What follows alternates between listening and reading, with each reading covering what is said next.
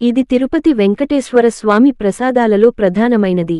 అన్ని లడ్డులలో తిరుపతి లడ్డుకు ఉన్న ప్రాముఖ్యత దేనికీ లేదంటే అతిశయోక్తి కాదు. ఎందుకంటే దీని రుచి, సువాసన ప్రపంచంలో ఏ లడ్డుకు ఉండదు.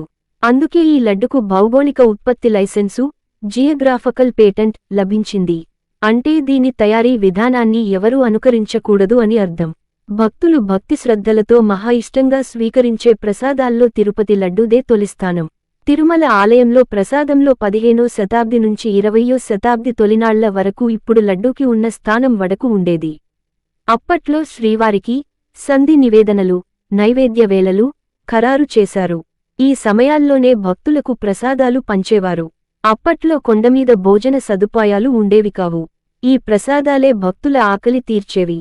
ఈస్టిండియా కంపెనీ ఆధ్వర్యంలో మహంతులు తిరుమల ఆలయ నిర్వహణ చూసే రోజుల్లో 19వ శతాబ్ది మధ్యభాగంలో తీపి బూందీ ప్రవేశపెట్టారు.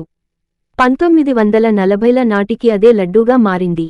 క్రమేపీ వడ స్థానాన్ని లడ్డు సంపాదించుకుంది. ఇప్పుడు లడ్డుకు డిమాండ్ ఎంతో ఉంది. ఈ వీడియో మీకు నచ్చితే వీడియోని లైక్ చేసి సబ్స్క్రైబ్ చేసి శ్రీరాముని కృపను పొందగలరు.